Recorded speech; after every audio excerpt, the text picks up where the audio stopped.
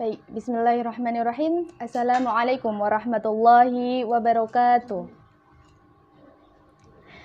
Alhamdulillah, alhamdulillahi rabbil alamin. Asyhadu an la ilaha illallah wahdahu la syarikalah. Asyhadu an la ilaha illallah wa asyhadu anna Muhammadan abduhu wa rasuluh. Allahumma sholli wa sallim ala sayyidina Muhammad wa ala alihi wa man tabi'ahum bi ihsani ila yaumiddin. Subhanaka la ilma lana illa ma 'allamtana innaka antal alimul hakim. Alhamdulillah, para pemirsa yang dirahmati oleh Allah dan khususnya anak-anak SMP Muhammadiyah Al-Kautsar program khusus yang insya Allah dimuliakan dan dirahmati oleh Allah Subhanahu wa taala. Kita hari ini berjumpa kembali pada acara kajian rutin kita yang mana kita akan menyambut semarak bulan Ramadan, melanjutkan kajian kita yang keempat, yakni hari ini membahas tentang tema yang sangat luar biasa dan yang harus kita ketahui, yaitu tentang meraih malam Lailatul Qadar. Nah, tentu kita sudah tahu apa itu malam Lailatul Qadar, tapi apakah sejauh mana kita sudah memiliki semangat untuk meraihnya? Ya, pada pagi hari ini saya tidak sendiri, namun ditemani oleh narasumber kita yang luar biasa, insya Allah. Nah, sebelum saya menyebutkan nama beliau, akan saya bacakan kurikulum vitae dari beliau.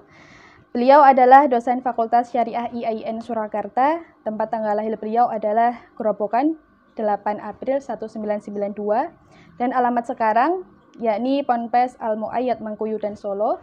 Dan riwayat pendidikan beliau adalah di S1-nya adalah Fakultas Syariah Universitas Imam Syafi'i Yaman, Timur Tengah, mengambil bidang fikih dan perbandingan madhab fikih. S2-nya Fakultas Hukum UNS, Hukum Tata Negara. S2 Magister Hukum Universitas Islam Kediri, Hukum Tata Negara dan Perbandingan Mazhab Fikih. S2 Magister Hukum Universitas IUM Minnesota University, Bloomington, Minnesota, Amerika Serikat, dan sekarang dalam proses S3. Dan pendidikan non-formalnya beliau sudah lulusan dari beberapa pondok pesantren. Yang pertama Yayasan Islam Miftahul Huda Tarub Gerobokan, kemudian Ponpes Al-Faqih Solo Gerobokan, Ponpes Al-Muayyad Mangkuyu dan Solo, Ponpes Fathul Ulum Kuangin Kediri, Ponpes Lirboyo Ribat Imam Syafi'i Hadramaut Yaman, dan Ponpes Al-Munawir Kreapia.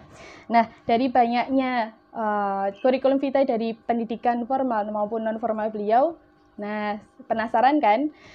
Mari kita sapa beliau. Beliau adalah Gus Musta'in Soha atau Ustadz Musta'in Soha. Assalamualaikum Ustadz. Waalaikumsalam warahmatullahi wabarakatuh. Bagaimana kabarnya Ustadz? Sehat. Alhamdulillah. Nah teman-teman, hari ini kita akan mengulik-ngulik tentang malam Lailatul Qadar kepada beliau. Nah teman-teman, berbicara tentang malam Lailatul Qadar, tentu kita tahu bahwa keutamaan di dalam malam Lailatul Qadar itu sangat luar biasa. Maka orang-orang pasti berbondong-bondong untuk ingin meraih keutamaan malam Lailatul Qadar tersebut. Nah, pertanyaannya sebenarnya apa sih malam Lailatul Qadar itu? Maka mari kita simak bersama dengan seksama bagaimana materi yang akan disampaikan oleh beliau. Kepada Gus Musta'in Soha, waktu dan tempat kami persilahkan. Assalamualaikum warahmatullahi wabarakatuh. Alhamdulillahil barril jawad alladzi jallat ni'amuhu anil isya'i bil a'dad al-manni bil lutfi wal irsyad al-hadi ila sabili rasyad. Allahumma sholli ala sayyidina Muhammad wa ala alihi huril kiramil bararah wa sahbihi muntakhabinal khiyarah amma ba'dah.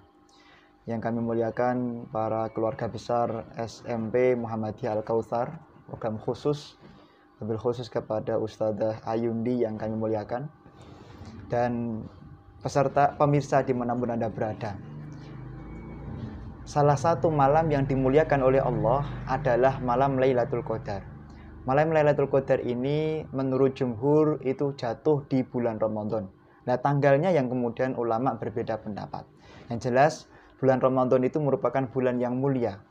Syekh Muhammad bin Abdurrahman Ad-Dimsyik dalam kitabnya Rahmatul Ummah fi Ikhtilafil A'immah mengatakan bahwasanya manfaat barang siapa orang yang menyepelekan satu detik saja, satu hari saja bulan Ramadan, tidak melakukan ibadah, tidak berpuasa, padahal tidak ada la hajata fih, tidak ada halangan, la mani'a fih, tidak ada halangan, maka berapa hari dia harus mengganti di hari yang lain beribadah sehingga bisa mengganti satu detik, satu hari di bulan Ramadan. Imam Rabi' al-Adawiyah mengatakan 12 hari. Kemudian Imam Ibnul Musayyab mengatakan harus puasa 1 bulan. Imam An-Nakhai kalau ingin mengganti 1 hari di bulan Ramadan yang disepelekan, maka harus melakukan ibadah selama 1000 hari tanpa berhenti. Dan Imam Ali bin Abi Thalib serta Imam Abdullah bin Abbas mengatakan kalau Anda ingin mengganti 1 hari, 1 detik kemuliaan bulan Ramadan yang Anda tinggalkan, maka Anda harus melakukan ibadah sepanjang hidup sampai hari kiamat. Itu baru bisa. Artinya bulan Ramadan ini bulan yang sangat luar biasa. Salah satu yang ada di dalam bulan Ramadan adalah yaitu malam Lailatul Qadar. Allah Subhanahu wa taala di dalam Al-Qur'an, kami akan membawa sebuah tafsir yang ditulis oleh ulama yang ada di Indonesia. Tafsir ini berjumlah 2 jilid yang mana ditulis oleh Syekh Nawawi Al-Bantani, orang Indonesia tapi ulama berkelas dunia. Kenapa saya membawa referensi? Karena kami berbicara di depan yaitu para intelektual seperti itu. Para adik-adik santri, siswa-siswi yang ada di SMP itu. Nah, dikatakan Bismillahirrahmanirrahim, inna anzalnahu fi lailatul qadar. Ai inna anzalnal Qur'an jumlatan wahidah fi lailatul qadar. Malam Lailatul Qadar itu merupakan malam di mana Al-Qur'an diturunkan. Maka di dalam jilid yang pertama, Syahrul Ramadan alladzi unzila fihil Qur'an, yaitu bahwa Al-Qur'an itu diturunkan jumlatan wahidatan, jumlah gembleng di tanggal yaitu 24 Ramadan. Maka saat itu malam Lailatul Qadar memang jatuh di tanggal 24 Ramadan. Maka malam Lailatul Qadar ini punya satu kelebihan, satu keutamaan, yaitu apa? Quran diturunkan di malam tersebut. Kemudian min lauhil mahfud ala katabahu ala kata ala kujbati malaikati sama idunya ila baitil izza. Diturunkan dari langit lauhil mahfud menuju ke Baitul Izza itu di malam Lailatul Qadar. Kemudian dari Baitul Izza ke dunia itu diturunkan secara mahlan, secara pelan-pelan, ala qadri hajati, sesuai dengan hajat yang diinginkan. Maka keutamaan malam Lailatul Qadar yang pertama adalah diturunkan Al-Qur'an di malam tersebut. Maka kalau memperingati malam turunnya Al-Qur'an secara global itu di tanggal 24 Ramadan. Walaupun nanti secara pelan-pelan dimulai tanggal 17 Ramadan. Nah, yang diperingati di negara kita 17 Ramadannya, bukan 24 Ramadan. Walaupun nanti di beberapa negara yang diperingati nuzul Quran itu adalah 24 Ramadan. Itu tidak jadi masalah keduanya. Kemudian malam Lailatul Qadar itu hendaknya digunakan untuk banyak beribadah kepada Allah Subhanahu wa taala. Kenapa? Dikatakan bahwasanya inna anzalnahu fi lailatul qadr, lailatul qadri khairum min alfi syahr. Di mana di malam Lailatul Qadar itu beribadah akan lebih baik daripada beribadah di 1000 bulan yang lain. Di dalam tafsir ini dikatakan yaitu wahiyya salasun wa thamanuna sanah, 83 tahun wa arba'atu ashhur. Innal ibadata fiha khairum minal ibadati fi alfi syahrin. Dikatakan beribadah di malam Lailatul Qadar kok bisa ketemu itu lebih baik daripada kita beribadah selama 1000 bulan atau sekitar 83 tahun 4 bulan seperti itu. Malam Lailatul Qadar ini ada karena ada sejarah di sini di dalam kitab ini bahwasanya ada beberapa riwayat. Qala Mujahid, Imam Mujahid seorang ahli tafsir mengatakan kana fi Bani Israil rajulun yaqumul lail hatta yusbiha summa yujahidu hatta yamsi. Ada seorang Bani Israil yang dia beribadah setiap hari maghrib sampai subuh dia sholat qiyamul lail. Pagi sampai sore dia beribadah selama 1000 bulan. Kemudian fata'ajaban nas, manusia fata'ajaba Rasulullah sallallahu alaihi wasallam. Kanjeng Nabi itu ta'ajub, kanjeng Nabi itu nggawo. Ini kok ada orang itu beribadah sehebat itu. Umatku itu enggak kuat kalau harus beribadah 1000 bulan. Ya, kemudian dikatakan di dalam kitab ini bahwa min dzalika fa'anzalallahu hadhil ayah. Maka karena kecintaan Allah yang luar biasa kepada Sayyidina Muhammad, maka kemudian turunlah ayat tersebut. Turun ayat yang menjelaskan tentang malam Lailatul Qadar. Solas kamu umat kamu hidupnya mungkin kira-kira cuma 63 tahun, tapi dia punya satu kemuliaan. Andaikan dia bertemu dengan malam Lailatul Qadar, maka dia akan mendapatkan kemuliaan lebih baik daripadanya Bani Israil yang dilakukan selama 1000 tahun. Kemudian di dalam riwayat yang lain waqila kana mulku Sulaiman 500 syahrin wa mulku Dzulqarnain 500 syahrin. Dikatakan kemuliaan ibadah dan kemuliaan daripada kerajaan Nabi Sulaiman itu berlangsung selama 500 tahun. Jadi Nabi Sulaiman itu jadi raja 500 tahun. Nah, kemudian Nabi Dzulqarnain, seorang soleh Dzulqarnain juga beribadah selama 500 tahun. Seluruh anak buahnya, bahkan jin yang hidup di zamannya beribadah kepada Allah Subhanahu wa taala. Ternyata kemuliaan itu masih dikalahkan dengan kemuliaan satu malam. Andaikan umat Nabi Muhammad bertemu dengan malam Lailatul Qadar. Apa yang kemudian harus kita lakukan di malam Lailatul Qadar? Seperti itu dikatakan bahwasanya wa qawluhu min kulli amrin muta'alliqin bitanjili ay tanjilu aw ulaika fi tilka lailah min ajli kulli amrin qada illa ta'ala li tilka sana ila alamin qabilin fa kullu wahidin minhum nuzila li amrin akhar anin nabi sallallahu alaihi wasallam ila arbabin. Dikatakan apa yang harusnya kita lakukan di malam Lailatul Qadar? Yang pertama kali harus kita lakukan adalah kita pastikan setiap yang kita perbuat itu adalah berdasarkan ilmu. Ini yang harus kita lakukan pertama kali. Dikatakan oleh Imam Ahmad bin Ruslan dalam kitabnya Az-Zubat, wa kullu man bi ghairi ilmin ya'malu amaluhu mardudatun la tuqbalu. Barang siapa orang yang beramal, beribadah di malam Lailatul Qadar, hatta di malam Lailatul Qadar, maka tidak akan diterima oleh Allah kecuali harus dengan ilmu. Maka sholat, puasa, zakat, zikir yang kita lakukan di malam-malam itu hendaknya dipastikan telah kita ketahui ilmunya seperti itu. Kemudian yang kedua, hendaknya kita melakukan barra liwalidayh, yaitu melakukan birrul walidain, berbakti kepada kedua orang tua. Pastikan sebelum kita bertemu dengan malam Lailatul Qadar, kita itu sudah minta maaf, minta pangestu, minta doa kepada kedua orang tua kita. Karena itu kunci utama agar kita mendapatkan malam Lailatul Qadar. Nisbatnya Ustadzah Ayundi yang baru merit ya, nikah itu ya minta doa restu kepada suaminya, itu akan baru mendapatkan malam Lailatul Qadar. Karena ridho Allah biridhil walidain zauj. Tidak akan sekali-kali Allah memberikan ridho kepada seorang anak kecuali dapat ridho dari kedua orang tua. Seorang istri kecuali mendapatkan ridho daripada suaminya. Kalau tidak maka tidak. Kemudian terkait masalah malam Lailatul Qadar tentu banyak pendapat kapan turunnya. Cuman yang ada di dalam kitab ini malam Lailatul Qadar itu adalah kebanyakan turun di malam ay annaha lailatus sabi'i wa ishrin li anna fiha amaratin du'ifatin minha maruya anna Umar sa'ala sahaba an Lailatul Qadri. Menurut Imam An-Nawawi dalam tafsir Maruh Labid li Kashfi Ma'ani Qur'anil Majid, malam Lailatul Qadar itu cenderung turun tanggal 27 Ramadan. Walaupun nanti banyak pendapat, misalnya kalau hari pertama bulan Ramadan hari ini, prediksi malam Lailatul Qadar kapan itu ada di dalam kitab Ihya Ulumuddin dan kitab-kitab yang lain. Cuma dalam kitab ini memang yang harus kita tekankan di tanggal 27 Ramadan seperti itu. Kemudian apa yang menjadi dasar kenapa kok 27 Ramadan itu harus kita tekankan? Walaupun ada kemungkinan malam Lailatul Qadar menurut Imam Abi Hasan Ali Asy'adzili turun di hari-hari yang lain. Lailatul Qadar itu jumlahnya 9. Ternyata di dalam surat tersebut itu disebut 3 kali di dalam tafsir ini, maka 3 kali 9 27. Makanya kemudian Imam Nawawi memprediksi malam Lailatul Qadar jatuh di tanggal 27 Ramadan. Annahu qala Lailatul Qadri tis'atu ahrufin wa huwa madhkuru salasa marrat, seperti itu. Maka mari kita semuanya perbanyak beribadah kepada Allah Subhanahu wa taala di malam Lailatul Qadar.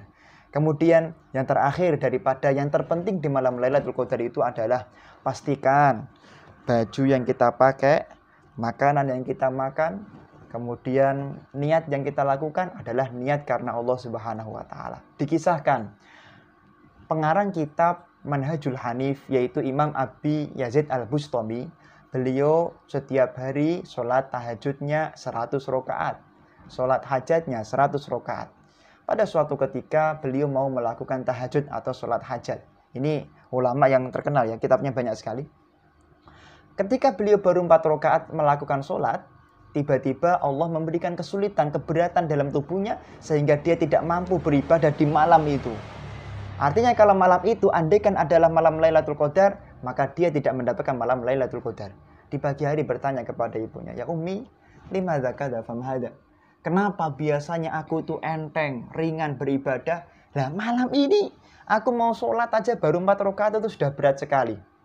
Kemudian ibunya mengatakan, nak, ibu itu tidak pernah memberikan lukmah, 1 puluk makanan haram masuk ke dalam perutmu. Ibu tidak pernah memberikan satu rizki yang haram kepada dirimu. Syubhat aja nggak pernah, apalagi haram. Cuman kemarin begini, nak. Ternyata setelah tak pikir-pikir, ibu itu kemarin nyuci baju kamu. Ternyata baju yang kamu pakai itu tak cuci pakai sabun yang tak ambil. Tak kira sabunnya ibu, keliru sabunnya orang lain. Maka karena baju yang kamu pakai itu adalah baju yang dicuci dengan menggunakan sabun yang haram, maka mungkin itulah sebab utama kamu diberi berat untuk meraih malam Lailatul Qadar atau meraih ibadah semalam suntuk. Makanan yang kita makan hendaknya makanan yang halal.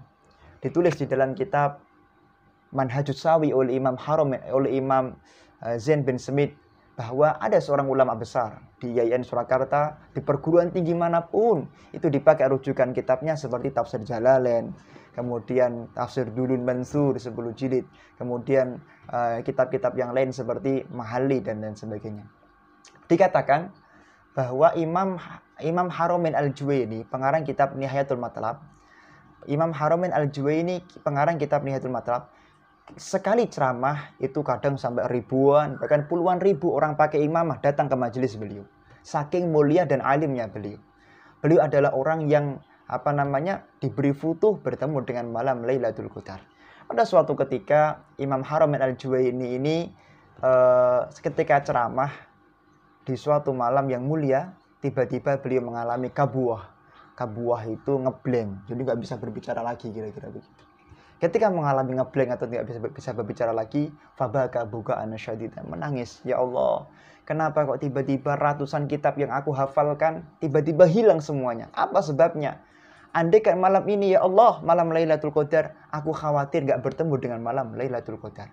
Kemudian beliau menangis dan matur kepada ibunya, karena nggak bisa ngomong, jadi ilmunya tuh ngeblank semua. Matur kepada ibunya, wahai ibu, tadi aku ceramah, memberikan kajian ilmiah, memberikan sebuah munadharah, tapi kok tiba-tiba aku itu tidak bisa berbicara, ngeblank, kira-kira begitu. Kira-kira apa sebabnya? Mungkinkah aku berbuat durhaka kepadamu, wahai ibu? Mungkinkah aku melakukan perbuatan yang dibenci oleh Allah, wahai ibu? Kemudian ibunya mengatakan, la. Ibunya istighfar, anaknya istighfar, jawabannya sama. Bahwa Imam Haramain Al-Juwaini ketika masih bayi pernah ditinggal ibunya ke pasar atau ke tempat jual beli warok ya, kertas. Ketika ibunya ditinggal pergi, ketika anaknya ditinggal pergi ibunya, kemudian anaknya di rumah menangis dengan tangisan yang sangat keras sehingga tetangganya dengar. Ketika tetangganya dengar, tetangganya datang dan menyusui Imam Haramain Al-Juwaini yang masih bayi saat itu. Ketika disusui, ibunya datang, naka saunukau wa mas sahabatnau. Perutnya diponcet-poncet sama ibunya, kepala tengkuknya, kemudian gulunya, lehernya dipukul-pukul sama ibunya, diambil itu dari mulut anaknya sehingga seluruh susu itu keluar semuanya. Loh, kok bisa? Iya, karena tetangganya yang tadi menyusui itu adalah orang yang suka menghibah orang lain. Tetangganya orang yang menyusui Imam Haramain masih bayi itu orang yang suka makan makanan yang haram, sehingga ibunya tidak mau anaknya dalam masa kecilnya disusui oleh orang yang suka makan makanan yang diharamkan oleh Allah Subhanahu wa taala. Lah, ternyata dalam istikharahnya dijawab, ketika dipukul-pukul sehingga keluar susunya tadi, ada satu biqah, satu teguk air susu yang nggak bisa keluar saat itu. Sehingga Allah ketika Imam Haramain sudah jadi orang ulama besar, diberi cobaan oleh Allah Subhanahu wa ta'ala. Nggak bisa berbicara, nggak bisa zikir, karena satu teguk susu yang diminum beliau ketika masih bayi dari perutnya, dari air susunya perempuan yang ahli maksiat. Jadi mari kita semuanya berhati-hati, mulai sekarang kita berhati-hati agar kita tidak menjadi orang yang kesulitan mendapatkan malam Lailatul Qadar. Terima kasih. Assalamualaikum warahmatullahi wabarakatuh. Waalaikumsalam warahmatullahi wabarakatuh. Baik, alhamdulillah anak-anak yang dirahmati Allah, semoga kita bisa mengambil hikmah dari pelajaran apa yang sudah disampaikan oleh Gus Musta'in Ashar. Oke, sebelumnya Ustadz ingin bertanya. Nah, tadi ada beberapa materi-materi yang mungkin perlu kita pahami terlebih dalam. Seperti contohnya, ketika tadi penyampaian tentang malam Lailatul Qadar yang mana keberkahannya begitu banyak. Ketika kita melakukan ibadah di malam Lailatul Qadar, seolah-olah kita melakukan ibadah selama 83 tahun. Nah, otomatis semua orang pasti berbondong-bondong ingin meraih keutamaan malam tersebut. Sebenarnya bagaimana amal-amalan apa saja yang bisa kita lakukan di malam tersebut, Ustaz? Amalan yang paling utama adalah yaitu birrul walidain. Seperti yang tadi kami sampaikan dalam mukadimah. Tidak ada amalan yang lebih mulia daripada itu. Pastikan orang tua kita di malam-malam Lailatul Qadar itu adalah telah merasa mendapatkan kemuliaan dari kita. Merasa mendapatkan kemuliaan daripada kita. Yang kedua adalah yaitu makanya di dalam kitab Tuhfatul Ahwadi ala Syarhi Sunan Tirmidzi wa'aqqa abuhu wa jaffa abuhu. Salah satu dari 15 perkara yang mana Allah mempersulit kita mendapatkan malam Lailatul Qadar dan mempersulit Allah dalam semua hajat kita adalah ketika kita tidak memperhatikan hajat daripada bapak dan ibu kita, kemudian lebih mengutamakan teman-teman kita. Itu adalah salah satu dari 15 sebab Allah mempersulit kita mendapatkan malam Lailatul Qadar. Yang kedua adalah membaca Al-Quran. Jelas dikatakan man qara'al Qur'an fastadharahu fa ahalla halalahu wa harrama haramahu adkhalahul jannah. Barang siapa orang yang senantiasa membaca Al-Quran, tadarus Al-Quran, kemudian berusaha mengamalkan isi Al-Quran. Islam tidak pernah memaksa Anda mampu mengamalkan isi Al-Quran. Berusaha. Maka adkhalahul jannah. Orang tersebut berhak menjadi ahli surga, mendapatkan malam Lailatul Qadar. Wa syafa'ahu bi asyrati min ahli baitih.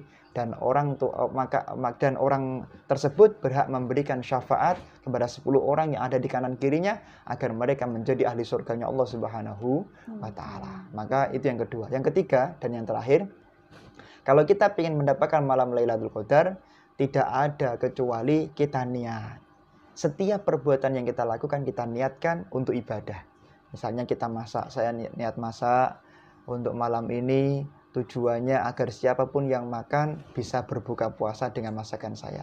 Saya malam ini saya pingin makan itu loh diniati. Saya pingin makan agar dengan makan ini saya punya tenaga bisa melean sehingga dapat malam Lailatul Qadar. Jadi yang ketiga adalah niat. Jadi andaikan kita niat, maka andaikan kita tidak bisa beribadah di malam hari itu, kita tetap akan dianggap sebagai orang yang mendapatkan malam Lailatul Qadar. Sebagaimana Imam Abu Laits dalam kitabnya Tanbihul Ghafilin mengatakan, yu'ta bil 'abdi yaumal qiyamati ilal mizan. Ada seorang laki-laki yang digiring oleh Allah menuju ke mizan, timbangan amal baik dan buruk. Kemudian ditimbang baik buruknya, fayastahikun nar bikasratil dzunubi wa qillati hasanatih. Orang ini dicap oleh Allah, kamu itu orang malaikat, kamu itu pantasnya jadi ahli neraka bukan ahli surga. Kemudian dia itu protes. Allah itu paling tidak suka kalau ada hambanya masuk neraka. Enggak suka. Allah itu paling enggak suka.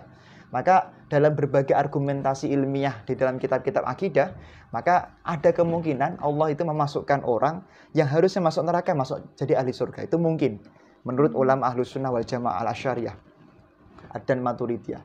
Kholas. Kemudian Allah mengatakan, ya malaikati umduru daftar. Buka lagi catatan amal baik buruknya. Mungkinkah kalian akan menemukan sedikit amal kebaikan yang pernah dia lakukan sehingga aku akan mengampuni semua dosanya, aku jadikan dia ke dalam surgaku. Dan malaikat mengatakan, qalu ya Allah ya Rabbana, kami tidak menemukan sedikit pun kebaikan yang pernah dia lakukan.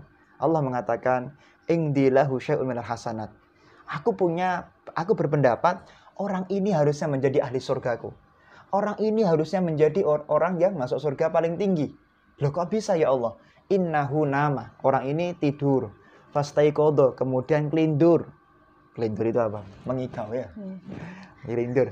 Wa arada ayat Qurani. Kemudian orang ini tiba-tiba ada kerentek dalam hati ingin melek di malam itu. Ingin saharul lail, ingin qiyamul lail di malam tersebut. Sebagaimana malam Lailatul Qadar.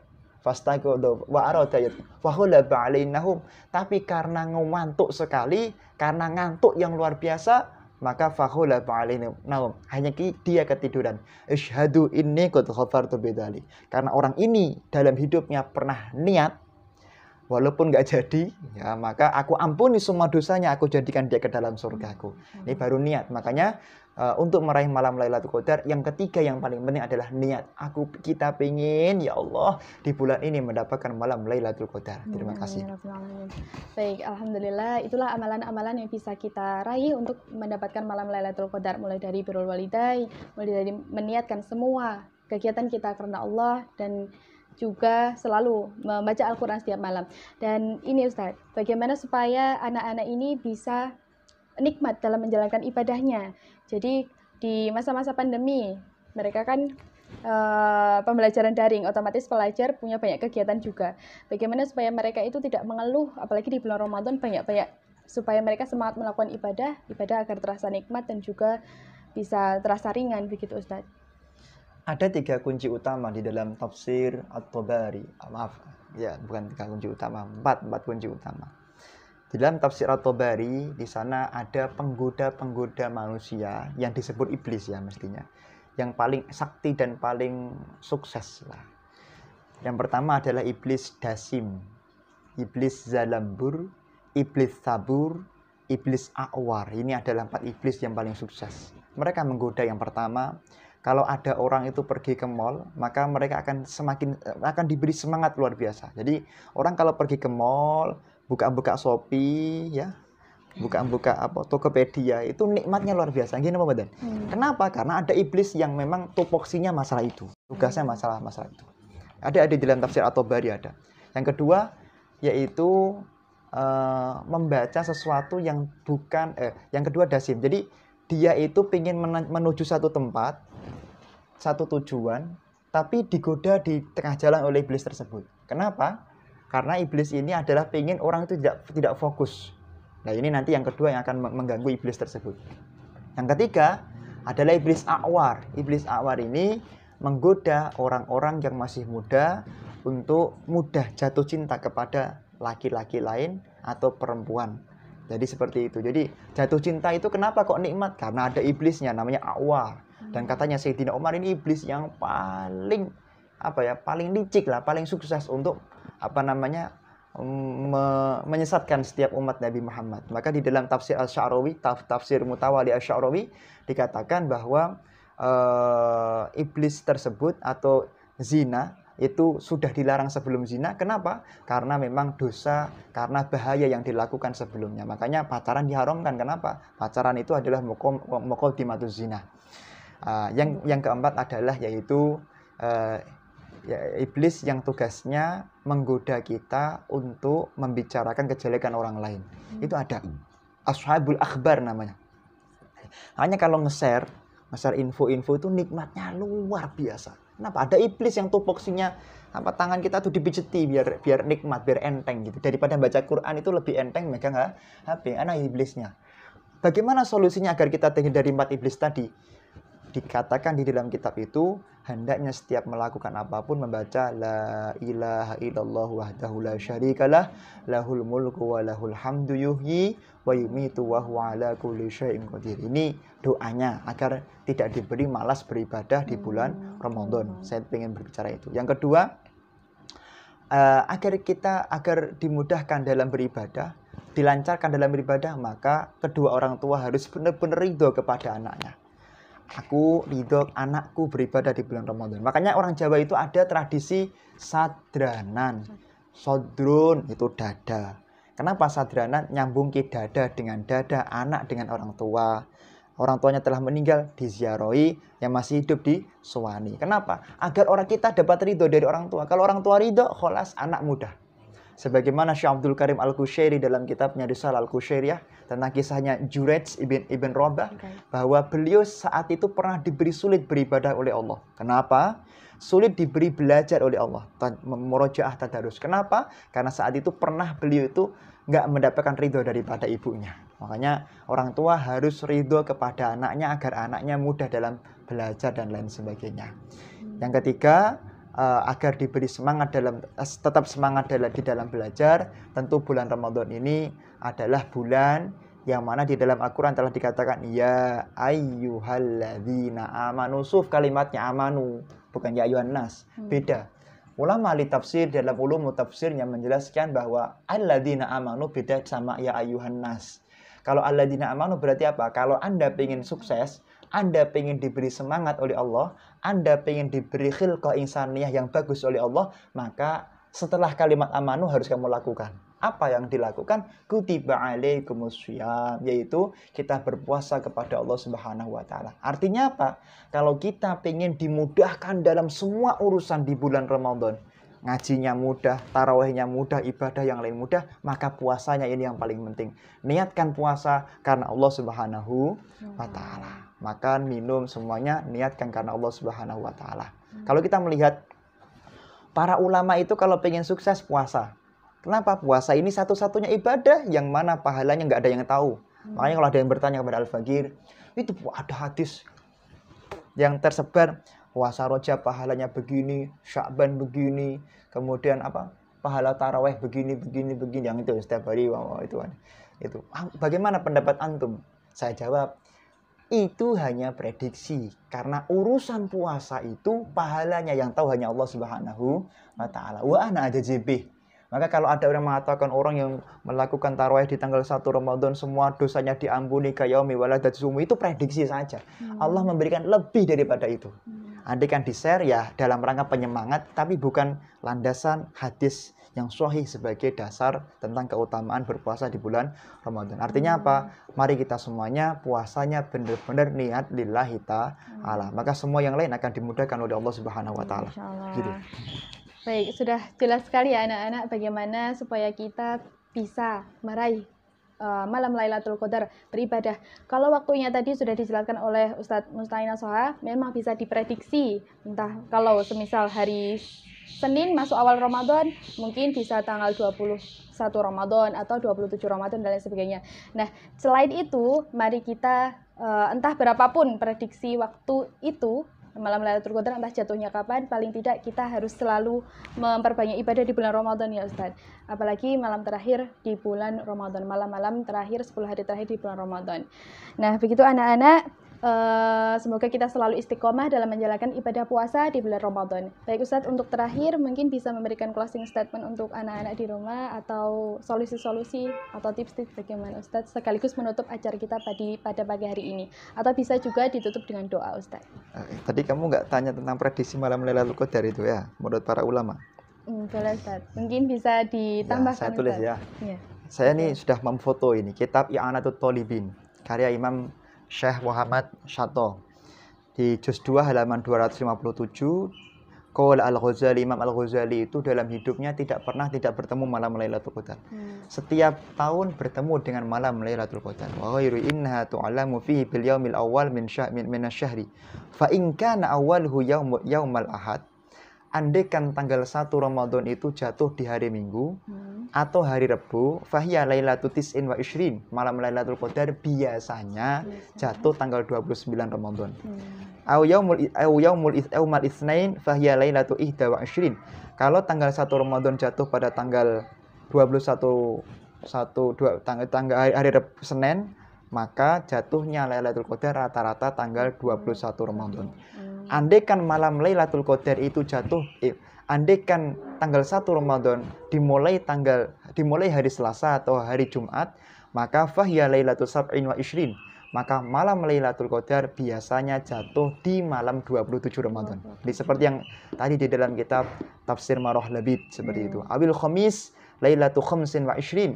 Kalau tanggal 1 Ramadan dimulai hari Kamis, maka biasanya Lailatul Qadar jatuh tanggal 25 Ramadan.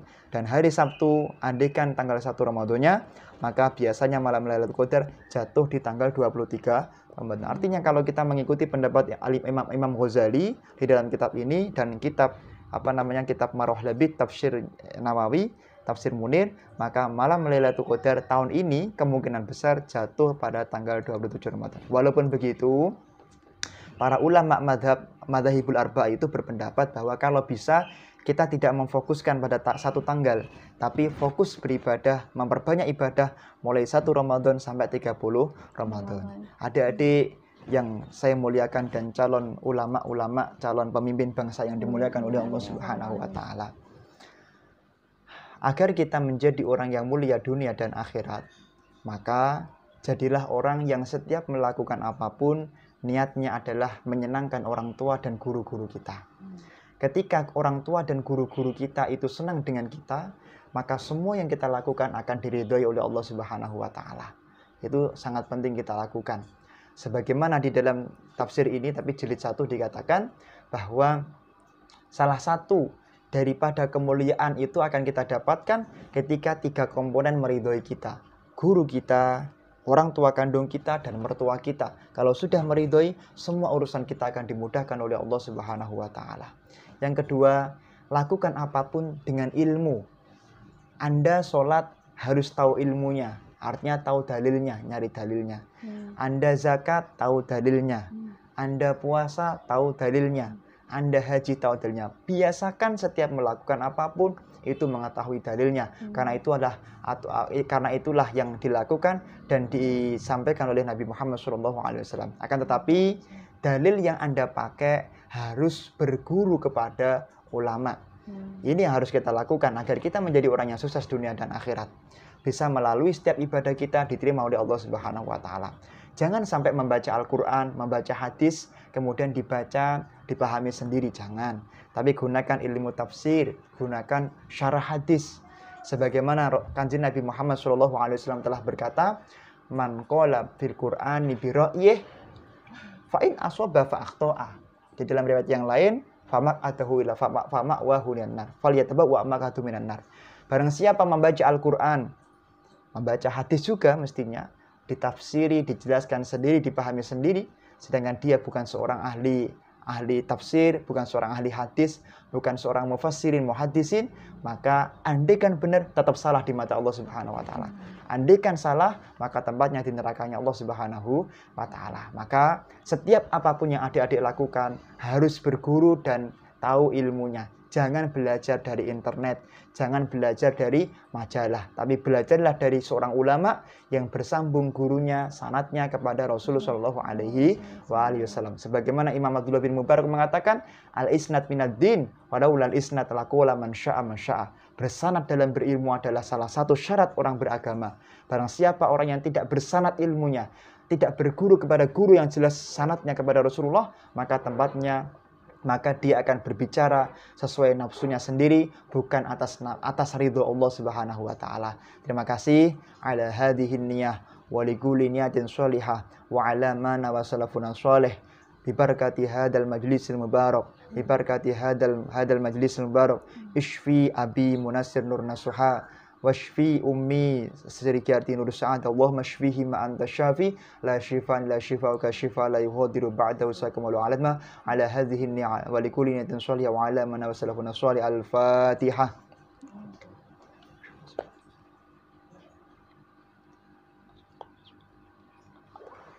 A'udzu billahi minasyaitonir rajim. Bismillahirrahmanirrahim. Allahumma sholli wa sallim wa barik ala habibikal karim wa ala alihi wa sahbihi wa barik wa sallim ajma'in. Allahumma ighfirli wa li Allahumma ighfir lana wa li walidayna warhamhuma kama rabbayana shighara. Allahumma ighfirli wa li walidayya warhamhuma kama rabbayani shighara. Allahumma a'limna kama 'allamtana nabiyyaka Muhammadin sallallahu alaihi wasallam wa kama 'allamtana nabiyyaka Sulaiman alaihi salam.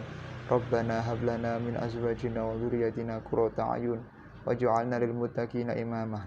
Rabbana atina fid dunya hasanah wa fil akhirati hasanah wa qina adzabannar. Wa sallallahu ala sayyidina Muhammadin nabiyil ummi wa ala alihi wa sahbihi baraka wa sallam. Subhana rabbika rabbil izzati amma yasifun wa salamun alal mursalin walhamdulillahi rabbil alamin. Al-Fatihah.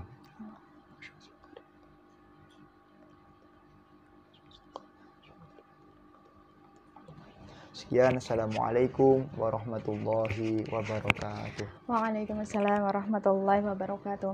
Alhamdulillah telah banyak ilmu yang kita peroleh hari ini anak-anak. Alhamdulillah, terima kasih kepada Ustadz Musta'inah Soha yang bersedia meluangkan waktunya untuk berbagi ilmu tentang malam Lailatul Qadar. Baik, sampai jumpa pada pertemuan kita selanjutnya. Bu Ayuni sebagai moderator mohon maaf apabila ada kesalahan. Wabillahi taufiq wal hidayah. Wassalamualaikum warahmatullahi wabarakatuh.